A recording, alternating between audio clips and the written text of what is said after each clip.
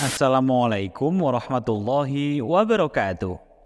Sahabat Busyra Islami, setelah ada kota santri, kini juga muncul kota zikir, tepatnya di Kabupaten Bangkalan, Madura, Jawa Timur. Masyarakat di sana diharapkan dapat berkomitmen untuk selalu mengingat zikir dimanapun dan kapanpun. Tapi perlu diingat, ternyata ada beberapa zikir yang dilarang dan bisa mendatangkan laknat Allah Subhanahu wa Ta'ala. Yang mana sajakah zikir itu?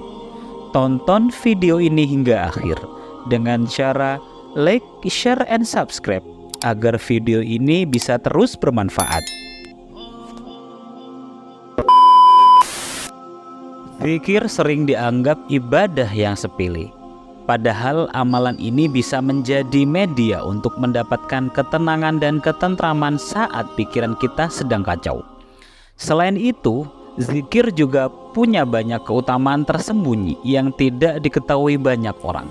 Salah satunya adalah dosa-dosa bisa diampuni, seperti yang pernah terjadi pada Nabi Yunus alaihi salam.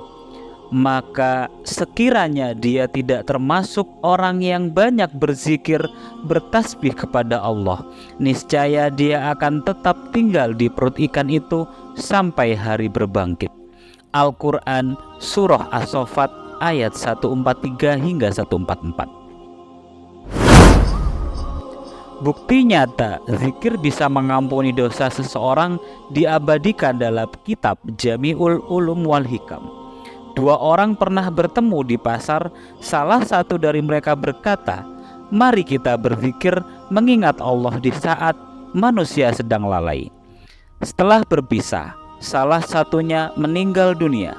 Lewat mimpi, ia mendengar almarhum berkata, "Ingatkah kau sore itu kalau kita berzikir di pasar?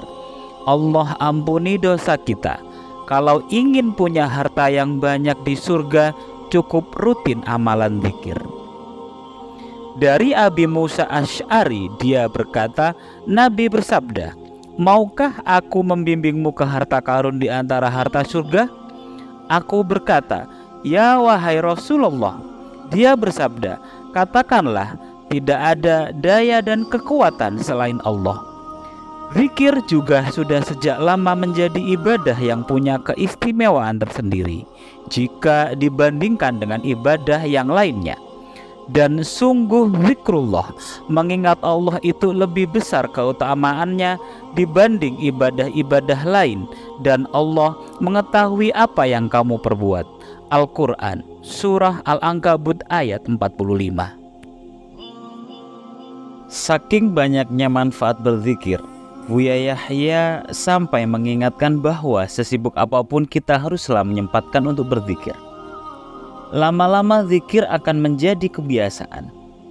Jika misalnya sedang macet, kita bisa berzikir daripada hanya bengong dan berdiam diri. Buat ibu-ibu yang sedang memasak, bisa juga disambi dengan berzikir. Beliau juga menekankan untuk berzikir dengan khusyuk saat selesai sholat. Dimulai dari membaca istighfar, tasbih, tahmid, dan takbir. Kemudian dilanjut dengan zikir yang lainnya. Ini sesuai dengan perintah Allah Subhanahu wa Ta'ala dalam Al-Quran. Selanjutnya, apabila kamu telah menyelesaikan sholatmu, ingatlah Allah ketika kamu berdiri, pada waktu duduk, dan ketika berbaring. Kemudian apabila kamu telah merasa aman, maka laksanakanlah sholat itu sebagaimana biasa. Sungguh sholat itu adalah kewajiban yang ditentukan waktunya atas orang-orang yang beriman. Al-Quran Surah An-Nisa ayat 103. Manfaat lain yang bisa dirasakan ketika memperbanyak zikir adalah malaikat akan bersolawat kepada kita. Hal ini terjadi pada Abu Umamah dalam kitab Dalailul Khairat. Disebutkan bahwa ada seorang laki-laki yang datang menemui Abu Umamah dan berkata, "Sesungguhnya aku melihat dalam mimpiku para malaikat bersolawat kepadamu setiap engkau masuk, keluar, berdiri, dan duduk." Abu Umamah kemudian menjawab, "Dan jika kamu mau, para malaikat juga bisa bersolawat kepadamu." Kemudian beliau membaca Quran Surah Al-Ahzab ayat 41. Wahai orang-orang yang beriman, berzikirlah dengan menyebut nama Allah dengan sebanyak-banyak. Manfaat zikir ini ternyata telah dibuktikan juga dalam dunia sains, seperti dari sebut saja Dr. Aisoleh MKes SPS yang menyatakan kalau zikir itu menyehatkan. Beliau melihat pasien yang rajin berzikir bisa pulih lebih cepat dibandingkan dengan pasien yang tidak berzikir. Beliau menerangkan kalau pasien Alzheimer dan stroke menjadi lebih baik setelah rutin membaca kalimat tauhid La ilaha illallah dan istighfar. Kesaksian lain datang dari Profesor Dr. Dadang Hawari yang mengatakan kalau zikir merupakan sebuah bentuk komitmen seseorang yang menjadi unsur penyembuh penyakit. Selain itu, zikir juga bisa dijadikan psikoreligius yang dapat membangkitkan rasa percaya diri dan optimisme seseorang. Profesor Dadang juga menambahkan kalau ternyata ada hubungan erat antara kesehatan dan agama dari berbagai penelitian yang telah dilakukan. Tentang hubungan antara komitmen agama dan kesehatan menunjukkan adanya hubungan yang bermakna antara kelompok yang menjalankan ibadah keagamaan dengan kesehatan.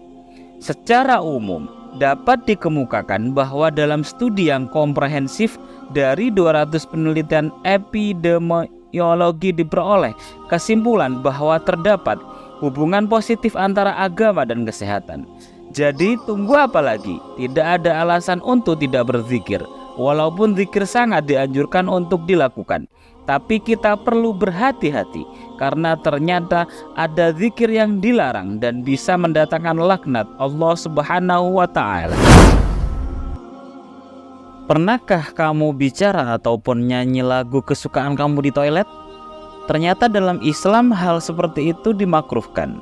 Kalau berbicara saja dilarang, apalagi berzikir di dalam toilet.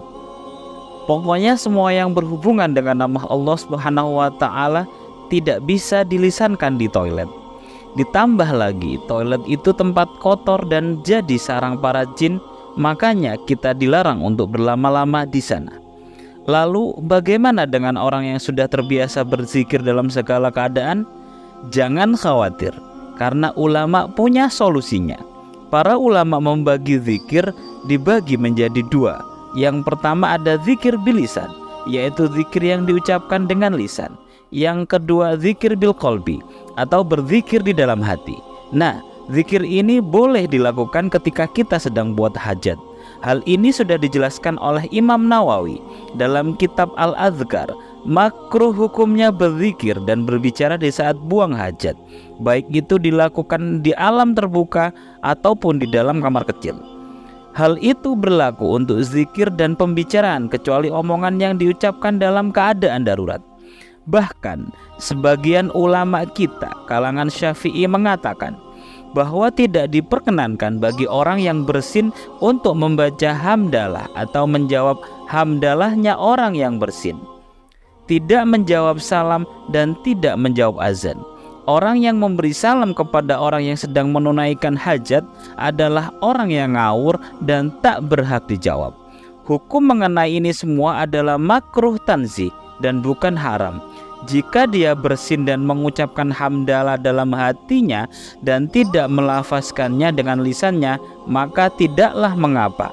Demikian jugalah yang perlu dilakukan saat melakukan jima.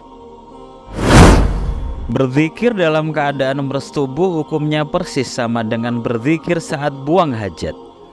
Sama-sama dimakruhkan saat berzikir dengan lisan, tapi jika itu dilakukan dalam hati diperbolehkan. Yang dianjurkan adalah berdoa sebelum bersetubuh, seperti yang tertulis dalam kitab Bughyatul Murtasyidin, bahwa bagi yang menginginkan anaknya terbebas dari gangguan setan, maka hendaknya menyebut nama Allah Subhanahu wa Ta'ala sebelum bersetubuh. Setan tidak akan bisa mencelakakan anak tersebut selamanya. Kemudian terakhir adalah zikir ketika sedang mendengar khutbah.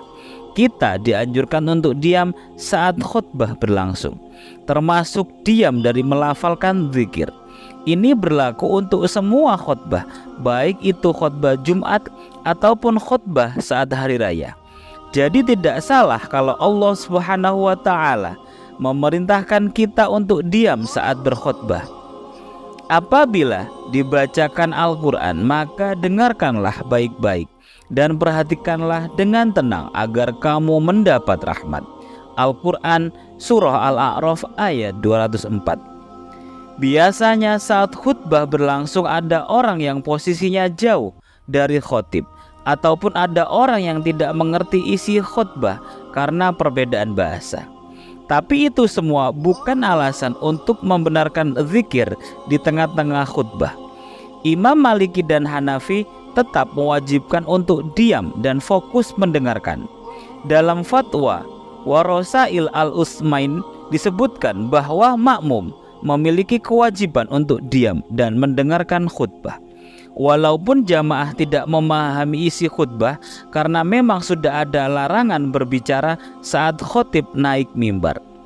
Sahabat Busyra Islami, zikir memang tak punya batas waktu. Kita bisa melakukannya di mana saja.